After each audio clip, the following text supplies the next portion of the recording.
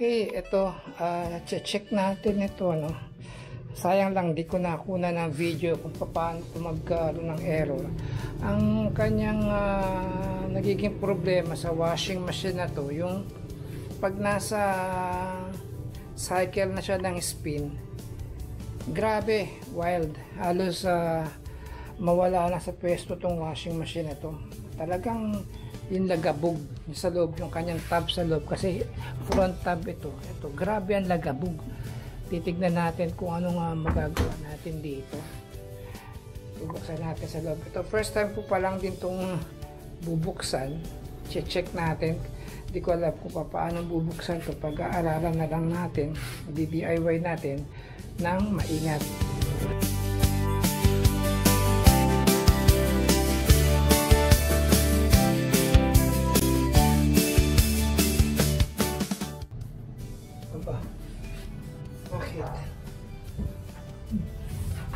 Ayun, pino-push lang pala siya pag ganun. Okay. Okay, meron siyang catches. So ito yung head, tornilyo, dito siya papasok. Kaya pag in-slide, nakaganyan siya,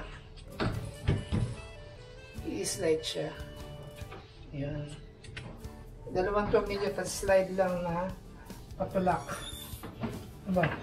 Tapos meron siyang simento. Ganun, counterweight siguro to. Kasi ito yung kanyang mahulog lang sa top. Spring, dalawa. Ayan siya, ayan. So ayan po. Problema naman natin ngayon itong harapan kung paano tatanggalin. Kasi yung tinanggal kong tornilyo, ibabalik ko na muna. Baka magkapalit-palit ng tornilyo.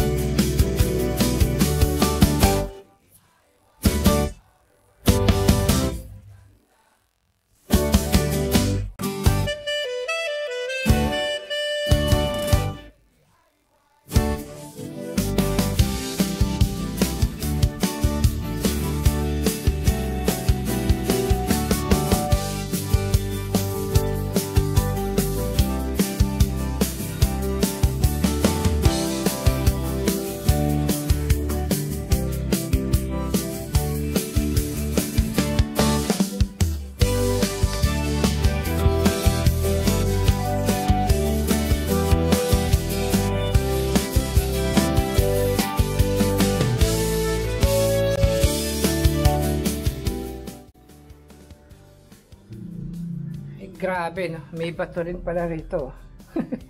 Na counterweight niya. Bato din dun sa taas. Ito, simento. Ayan.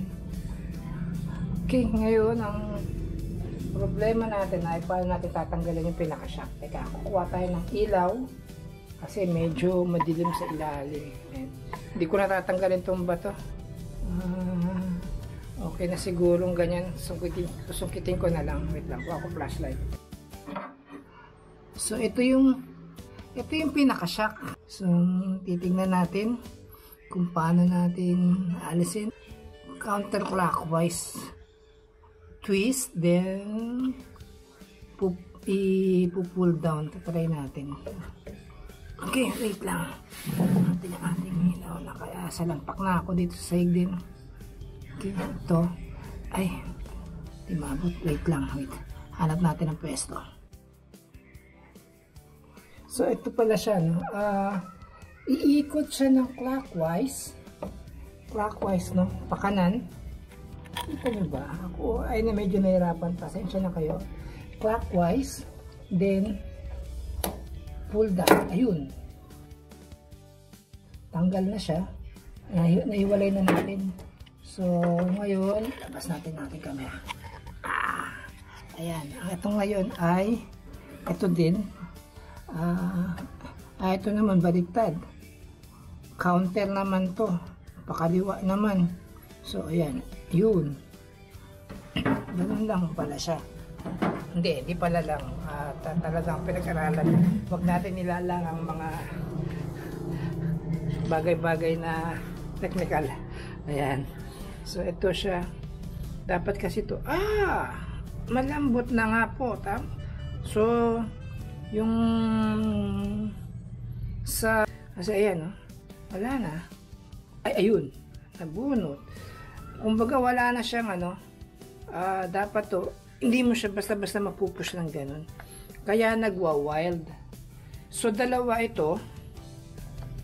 Meron din dun sa kabila. Ayun. Itignan natin. Matanggalin ko na rin yun. Okay. So ganun lang ang pagtanggal. Okay. So, okay. Tanggalin ko din yung kabila. Okay. So, hindi ko na i-video yung kabila. Same thing din naman siya. Nagka-idea na tayo at kayo paano tanggalin yung pinaka shock ng front tab washing machine. So ayan siya. Okay, so ayan, tanggal na natin yung dalawa, no? Ayan,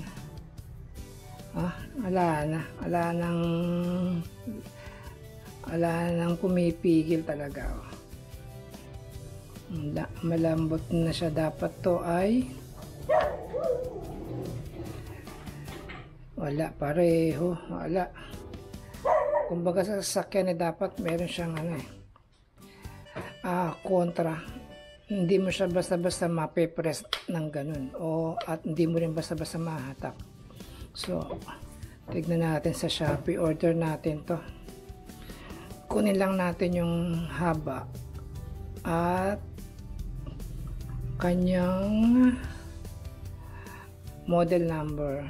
Ayan, okay. Malamang hindi natin magagawa to ngayon.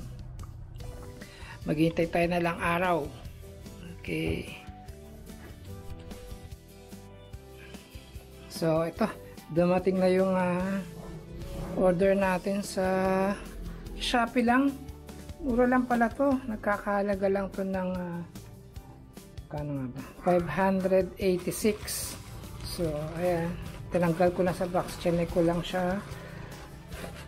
Ayan. Ito rin. Ayan. Kukompare natin sila ngayon. Ayan siya. Okay. Ayan. Pareho. Pareho naman. Pareho ba? Black and white. Black and white. Ang tanong yun kasi parang 21 cm ang haba niya doon sa kanyang specs. So ayan siya, ayun. Ayun, parehong-pareho naman siya. Ayos. So etong bago, ayan, tigas. Hindi pala siya basta-basta mahata, kaya mahirap. Mahirap. Mahirap din i-push. Hindi tulad nitong sira ay nailalabas ng walang ka-effort. Ayan, mantalang ito, kailangan mo talaga magbigay ng lakas para mabatak mo siya. Ayan, hindi mo rin basta-basta mapupush. So positive, ito nga ang sira talaga. Okay, so ikakabit na natin. So same thing din, same procedure din kung paano natin tinanggal. Sigurado, ganun din siya. Push and twist lang. Ayan. Ayos. Ay, salamat. Saan yung bago? Ito yung sira. Ito yung sira. Ito yung parehong gawa. Okay, balik na natin to. Okay. Okay. Total, nabuksan na rin lang naman natin to. Tatanggalan na rin natin ang kalawang at lilinisin ang loob yan. Kalawang. Tapos yun dun din, grabe ang kalawang. Diba? Flashlight natin yan. konting linis lang yan. Steady brush ng kaunti. Yun. Doon, oh. Grabe ang dumi. At kalawang. Pahira natin ang rust converter. Ayan. Oh, kita ba? Ayan siya. Rust converter at isprayan natin ng silver. Ayan. Babacuumin natin.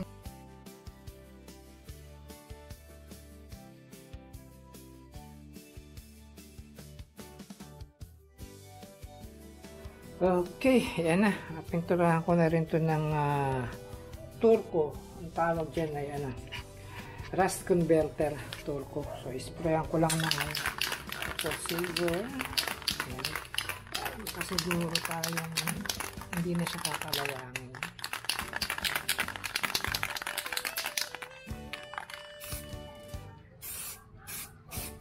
Ganyan lang naman. Kahit na yung turco lang naman ay safe na siya. Ito parang ayan, okay na yan.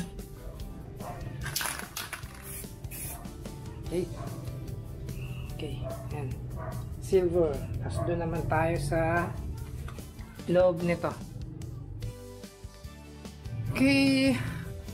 Tapos na natin pinturahan. Tapos sasanta ang ating ilaw. Kasi ng ilaw. Wait lang. Kasi yung flashlight ito. Ito. Ayan. Pinturahan na siya. Silver na. Ayan. Ayan. Ito rin. Pinturahan na rin yan. So, kakabit na natin yung ating shock. Okay. Kakabit na natin ang ating shock absorber. So, ito. Sana maluwaan na lang kuha natin. Ayan. Ayan. Tapos, i-twist ko siya clockwise para mag-lock. Ayan. Ayan siya. Kalak na. Ayan. Sa baba naman ang ating kakabit. Ayan. Dito naman tayo sa baba. Mahirap pa. Ayun. Ayan. Ayan. Tapos twist din ito. Backwise. So, ayan. Ayan. Ayan. Ay, mag-lock. Ayun. Lock na siya. Ayos. Okay na yan. Sa kabila naman tayo. Same procedure din. Okay.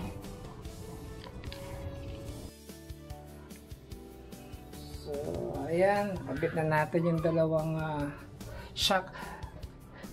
Kung mapapasin ngayon, hindi siya gaanong malambot ang kanyang pagbagsak. Hindi tulad kanina, parang spring lang ang gumagana. So ngayon to, okay na siya. So ibabalik na lang natin siya ngayon. Kung paano natin tinanggal, ganoon rin ang mga tornilyo gawa ng mga nakakabit ang mga tornilyo, hindi natin tinanggal. Ayan, binalik ko. So, ayan. Close na lang at ating itetest ito.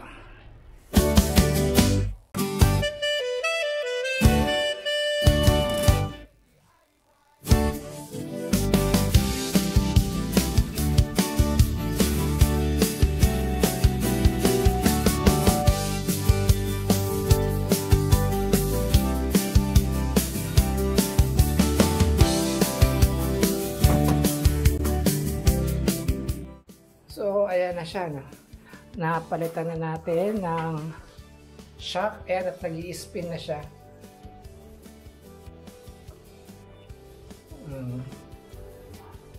Pabilis ng pabilis siya. Dati,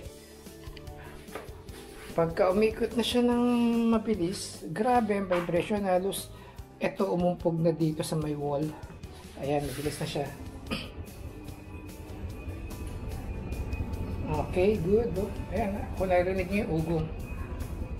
Pero hindi na siya umahampas dito sa may pader, sa wall. Bibilis pa yan sa pag-spin niya.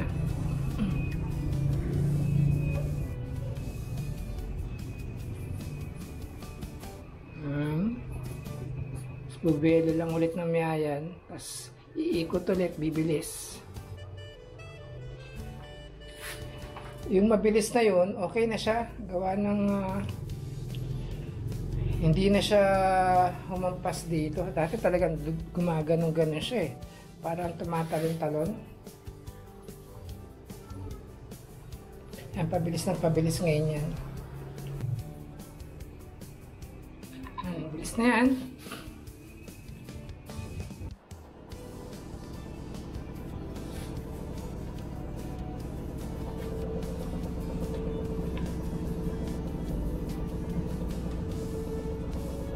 Yan ang pinakamabilis niya. Okay, wala na talaga. Okay na siya. Bilis na sa loob niyan. At wala nang ka-vibration yung ganun-ganon dyan dati. Yan. Ay, salamat.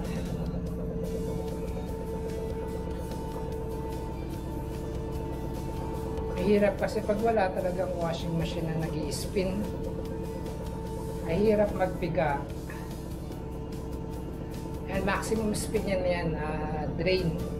Drain, nasa sequence na siya ng spin. Magbabanlaw ulit siya.